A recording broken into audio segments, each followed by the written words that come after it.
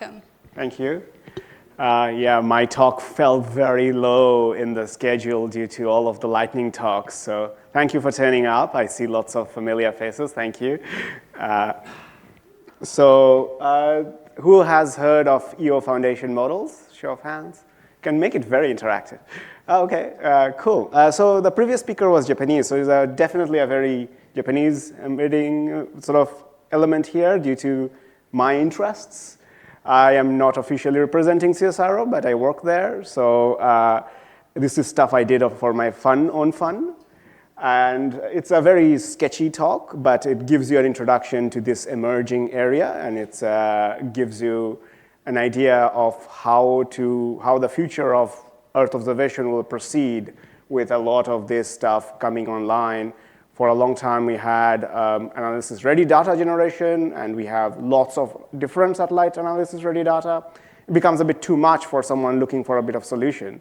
So now we are squashing those down to create embedding. So that's like the meat of my talk. But you can go now. But anyway, I'll get started. So the previous speaker actually being Japanese makes it very interesting. So anyway, we'll see. So I am a senior engineer at Space and Astronomy. I wrangle Kubernetes clusters for scientists, which is, some of my users are here. Previous life. And I'm also open source maintainer.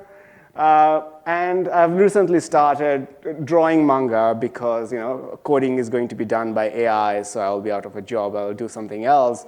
The AI will draw pictures as well, but I draw them badly, so I have a niche. So I did win a manga award in Adelaide a couple of months ago, so you'll see some of my work in this talk. So the outline is a quick primer to Geospatial Foundation Models, some practical usage, some ideas about making your own and why you should or shouldn't do it. I have some friends at CSIRO who want to make an Australia foundation model because a lot of the foundation models are not well trained. New Zealand has excellent representation in foundation models due to the LINS aerial. So a lot of foundation models consume the national aerial from North America, the NIPE, and the LINS aerial, which is available via WMS or for downloading. It's very open. So a lot of foundation models actually for like super sampling and stuff use the LINS aerial. So it's very cool in New Zealand.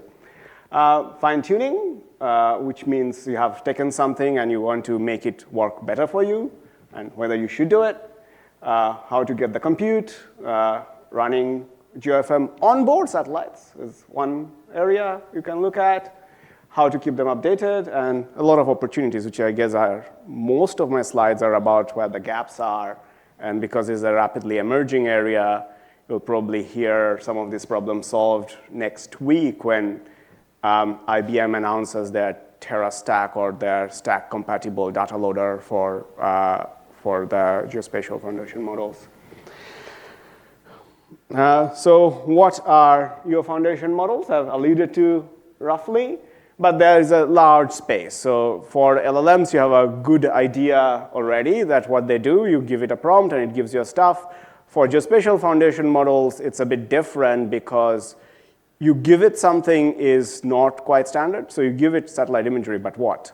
Right? For language models, it's actually different as well. It may be an arbitrary language. It may be give it a picture. So there are different models. But for Geospatial Foundation Models, it's even worse because the possibility space is big. So what you give it changes, and then what answers you get out of it changes. But a Geospatial Foundation Model, by definition, is something that can handle a lot of things. Can handle a lot of satellites and can handle a lot of use cases simultaneously. And that's what makes it a foundation model. I've put in a picture here of Firmus Technologies, which is out. Who has heard of Firmus? No one? OK, good. New information. So they have been out in the news in Australia for a bit as an AI company. They are building what they call an AI factory, a factory that generates embeddings and model weights and consumes energy. They are based in Launceston.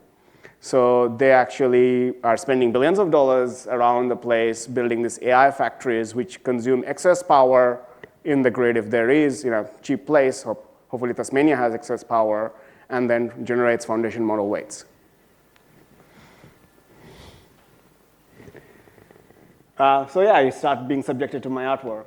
So what are they really? You just like chuck GPUs at a satellite. So they are, I think of them as a combination of multi-sensor data fusion and analysis-ready preprocessing. And if you have like, 10, 20 different satellites and you want to combine them and get something out, the first thing you get out would be a bunch of embeddings.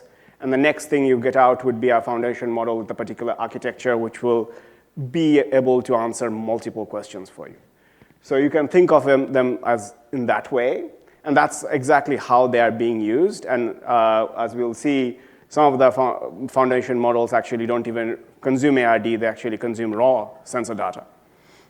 And the model weights capture atmospherics in them, supposedly.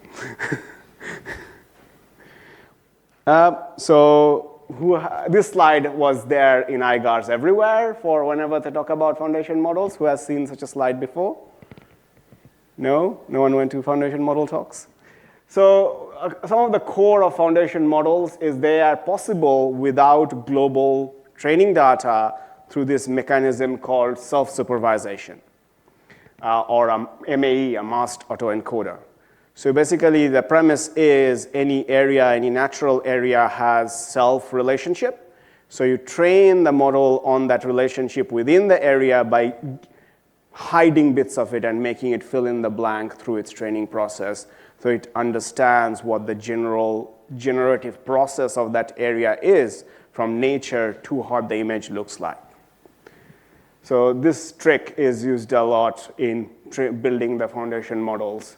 So you have complete data, you apply, you turn off, wash out bits of it, you create something that can reconstruct the original data, and the weights that it has, the latent things it has inside, creates the idea, embeds the understanding of the scene. So yeah, so that's sort of the idea to the spatial spectral transformer that sits inside the foundation models. Who has heard of the data collections used for training foundation models? This is one of them.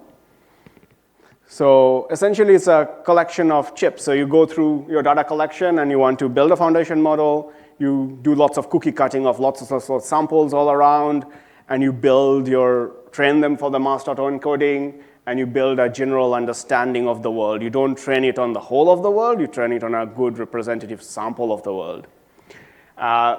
This one is from ESA, I believe. There are a few of them around, and the collection of this is growing. A byproduct of this is the way the modeled access data has to be good cloud optimized stuff. A lot of the data that is not cracked open is in HTF5s and not CDFs and not being included because the friction into getting it into foundation model, running those data pipelines is too high. And yeah, it's being left out. So it would be ideal to have more of the data unlocked. Otherwise, it's being left out. It's the same problem with a lot of, say, underrepresented language corpuses in LLMs. If your language doesn't have enough written material on the web, it's not well supported by an AI because it's not trained on it, right? So that sort of is the challenge in this. I think one of the gaps is more of this stuff needs to be put out for whatever sensors data you have so that it becomes easier for people. So like the North America, US, and LINS thing, Australia doesn't have a good aerial archive that's available. So Australia is being left out for particularly the modality for super sampling, which is pretty good for other parts of the world where there is open aerial data for this foundation model to be trained on. Where can you get a foundation model if you want one? If you want to just get some weights, you can go to Hugging Face and download some weights. You can install some of the open models directly from GitHub. Most of this talk is and sample code that I made something is an IBM library called TerraTorch. There's a whole ecosystem of libraries underneath, obviously. But TerraTorch is sort of emerging, or is currently an abstraction layer across multiple Geospatial Foundation models. And then you can also train one from first principles if you can, get yourself enough quotas on HPC or AWS credits or whatever. And it takes a lot of compute.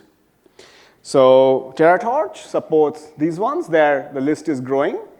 So Prithvi is one done jointly by IBM. So this is an IBM library, so it's like overrepresented by IBM outputs. Was jointly done by NASA and IBM. TerraMind was done jointly by ESA and IBM. I don't know why they did two different ones. Obviously, they got paid twice. There are a couple others which are done by universities. And there is Clay, which was done by AWS. And currently LGND, I believe, which is a company which is startup, which got like $9-10 million US to create embeddings very similar to the Google embeddings. And yeah, this is the Hugging Face catalog of a lot of the open weights and models you can get. I'll put up the slides after, but thank you for taking photos. Please share the photos with me. So why are there so many? Some of it is economic and Me Too and what is it called? Not built here sort of mentality. But the other ones are actually factual. They solve slightly different problems and process their input data in slightly different ways because there is no current good agreement on what is the good way. And then the last one is the different sponsoring organizations doing it. And obviously cloud and compute vendors showing their ability to do non-LLM foundation models but on their compute infrastructure. So the other side, you have like a sort of basic architecture. What makes it a Geospatial Foundation model? Probably it's a bit small, and I didn't redraw it in a fun way. But one of the core things on top of what we had previously as ImageNet, ResNet, sort of image models, which are quite common from, that's where CNNs came from, is you have a bunch of encodings for space and time, which is relevant to the satellite imagery. And those encodings also go into the training, and you have to be careful that it doesn't simply memorize the location, that this location is this, but it actually weights it by the spectral information as well. And so all of the different models are out there. There are open ones and there are closed ones, and now it's like a sort of the culling phase. Hopefully, once there is sufficient diversity, we'll see the good ones hang around and become successful, adopted. And that's sort of, I guess, part of the open ecosystem evolution phase, right? Open source is really good at creating lots of different things, and then part of it is social. Do many people get into it? Does the project get enough people in it? And part of it is performance and technical goodness, that it actually is good, then people adopt it. Sometimes bad things get adopted because there are enough people in it. Yeah, so you get, do we have anyone who speaks Japanese in the audience? Can you read my bad writing? So in Japanese, when I was learning Japanese, my mind had this like fever dream because in Japanese, the word for map is chizu, which in my mind mapped to cheese.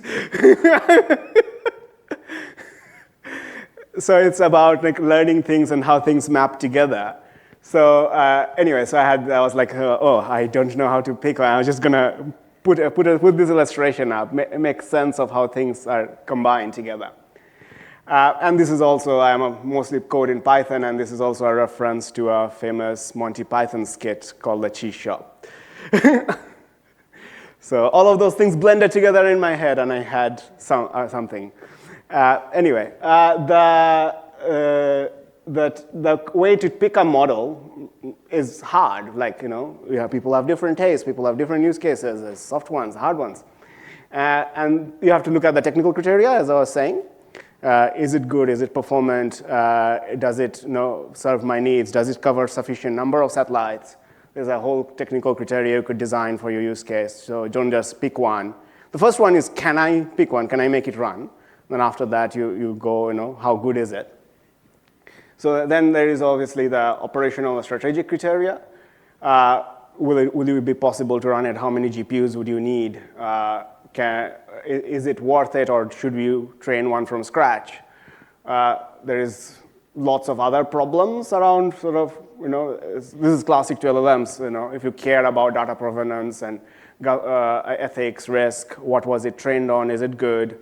If you go and just use Google's embeddings, but they haven't properly calibrated their data, so you invest too much in that, but you're just getting bad results. It's much worse than sending a piece of text to a chatbot.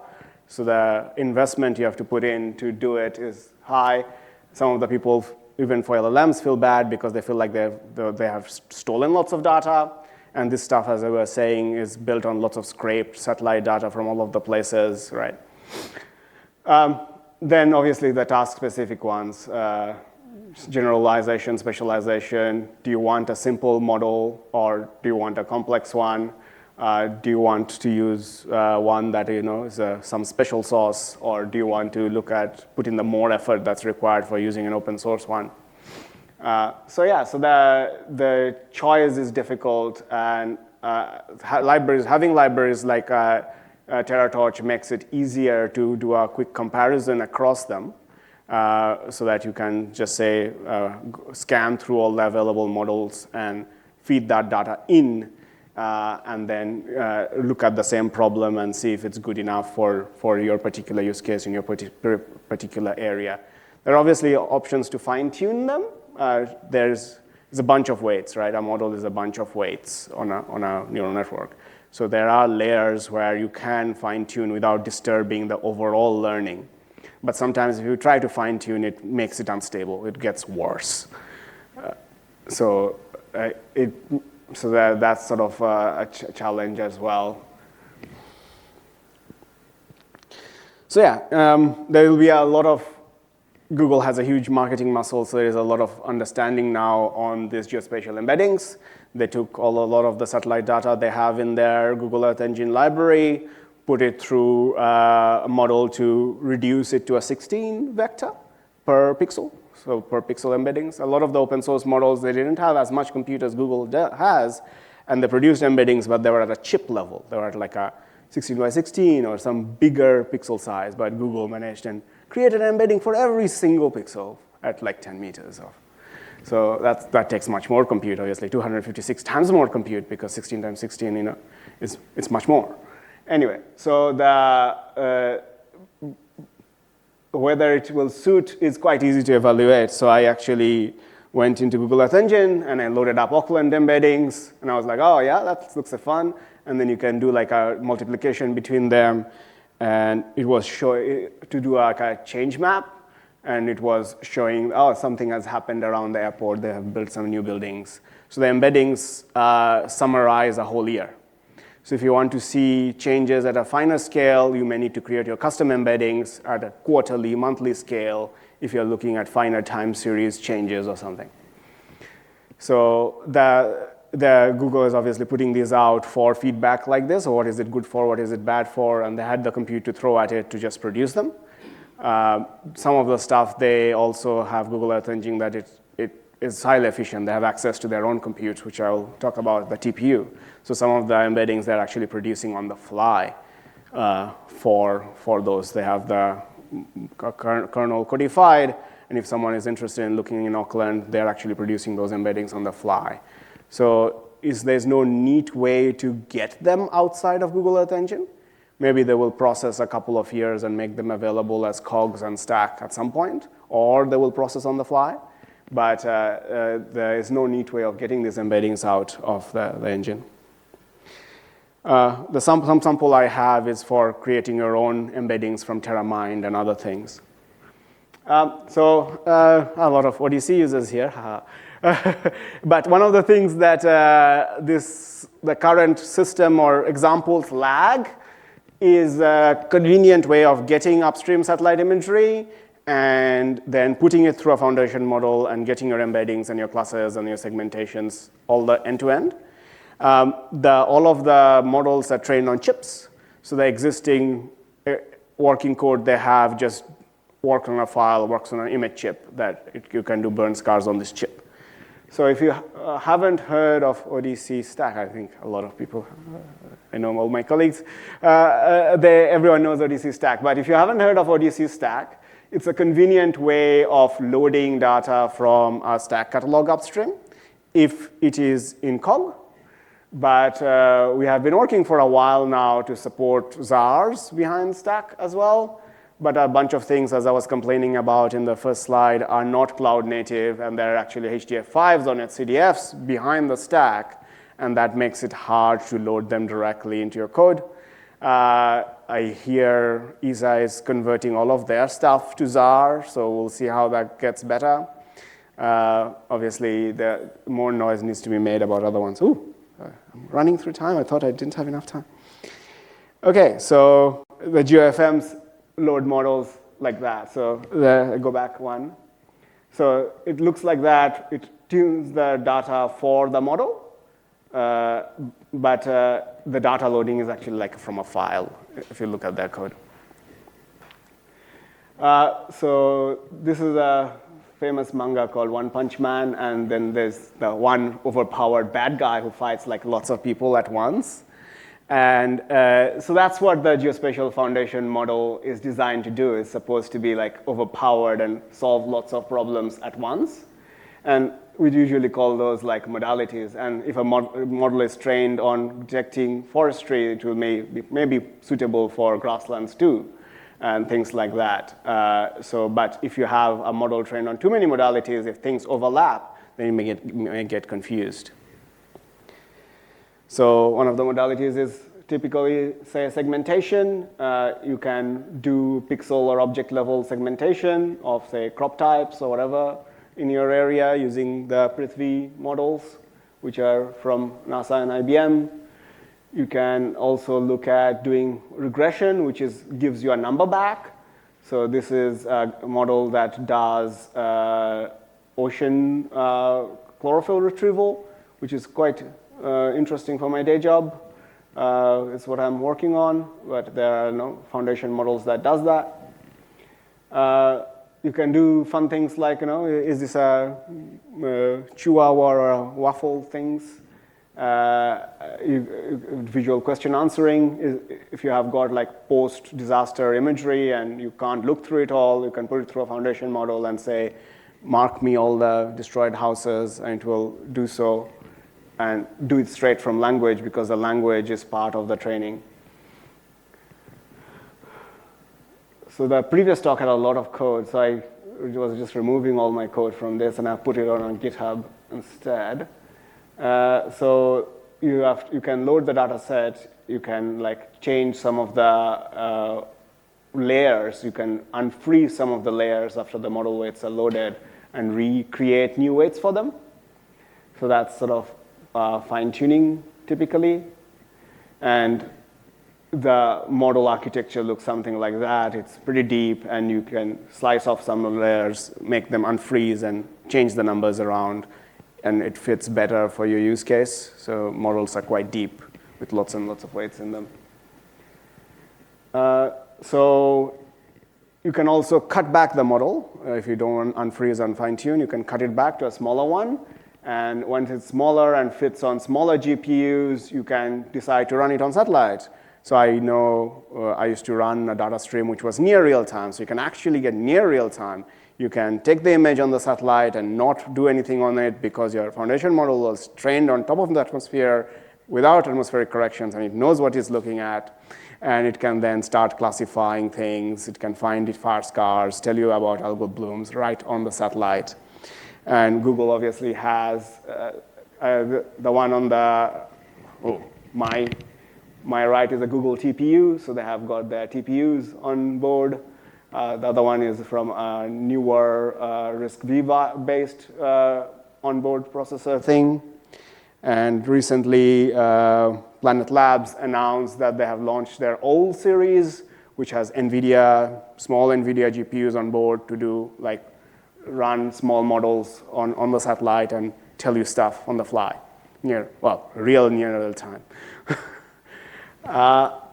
And then the problem is that once you have done your model, you have to continuously keep updating it, keep bringing new data into it, and if you're creating embeddings, and that brings a lot of headaches, as running data pipelines is very painful continuously. And you're always behind the curve, and things get bad and worse. So you need to have a sustainable business model to make that happen. And for these foundation models, because none has won yet, we don't really have good end-to-end business models where people are asking, what was the wheat crop thing output for Australia so that they can put it into their, commodity trading thing and turn satellite EO into dollars, right? And foundation models like this are funded a lot now because they make a promise that this will be possible. You can start doing accounting of real dollars and real things in the market based on satellite imagery easily.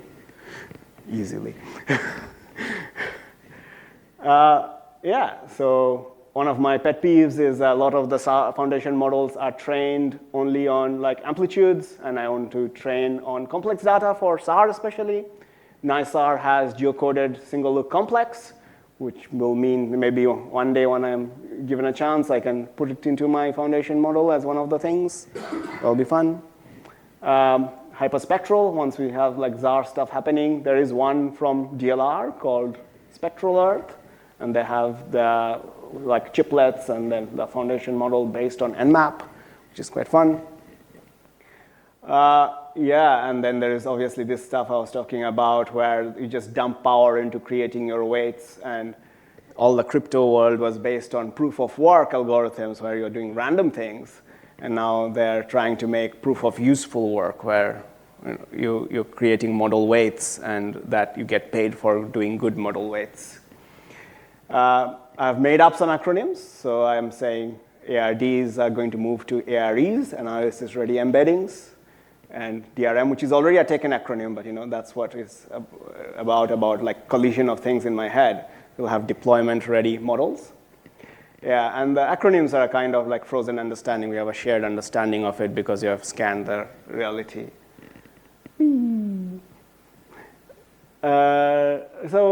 So more ARCO, more data loaders, putting all the pieces together to make these foundation models work better, end to end, and then making them easier to test and deploy. Done. Have some QR codes.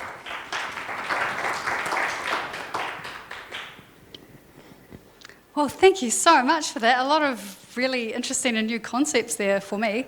Do we have any questions in the audience?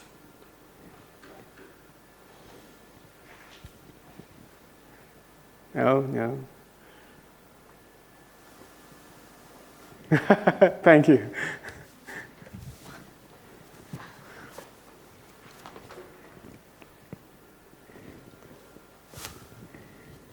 Cool talk, Tish. What are you most excited to play with next? Okay. I'm excited to train this Australian foundation model they have been talking about. So a lot of the data is available, and there's a lot of training data or pretty weak supervision data, like the land use, land cover can be used for not just self-supervision, but weak supervision of the stuff, joining all the different satellites because the land use, land cover was not trained on all of the stuff. So there are interesting data sets around in Australia that are not part of the foundation models in existence, but we could integrate in a thing that we can create an Australia-specific foundation model.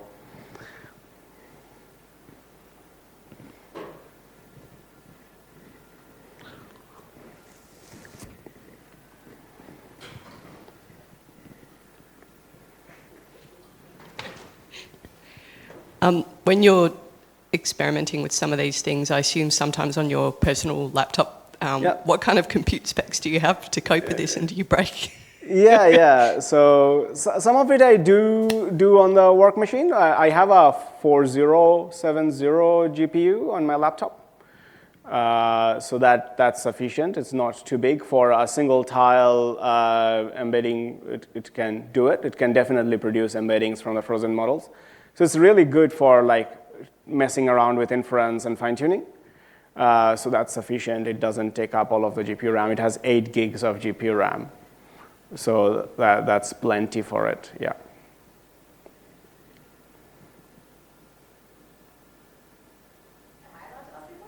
Yeah, go ahead. So one of the challenges we're having at the moment in Earth observation is the proliferation of different variants of different models that are sort of specific to a use case. So land cover, for example, there's the ESA one, there's the Geoscience Australia land cover, and they're targeted at different things. Do you see these foundational models adding to that confusion because they're going to proliferate as well, or helping to reduce things down and sort of reach consensus? Yeah, I think the philosophy behind them is to reduce things down, right? So the philosophy behind them is that you can bring in your training data from everywhere as long as you publish your training data or your training chips and stuff. And you can either have strongly supervised or weakly supervised, or as long as you're publishing your land use land cover stuff, then you can have that as a weak supervision on top to blend different approaches into one global approach. And that can be done independent of any organization or even commercially, because some of the proprietary models, they're looking at scraping stuff in and then creating a business model out of it. And the business doesn't scale. That's why a lot of governments have trouble, because they produce a thing and then there's no commercial ongoing thing. You have to draw the line to it's good for the commodity market or something, so that you can actually attach dollars to the work. So I think a lot of that being published now is good, but ultimately it will get blended into the global thing by the likes of Google, who do global things. They address global market.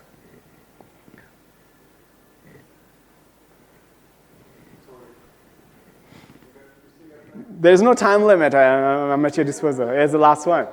Yeah, we have time. This is the last one. What do you think if I have non-public imagery, but I still want an embedding model that's I have interest of having an embedding model trained on my own data? But if I provide to you, for instance, in some of the chip for my dataset, is there a chance that in the embeddings some of the data still there and my proprietary data will be exposed, or can we consider that the embedding is an high enough abstraction level that my original pixel will never be exposed? You know what I mean? Yeah, I understand. But that's why I had the slide on how embeddings are created. And what it is learning is how to make up the original data. So by definition, it will be able to make up the original data. It's not an obfuscation. It's definitely capturing the core elements of your original data. Right? So that's why the things about the data provenance and all of that stuff is important. Yeah.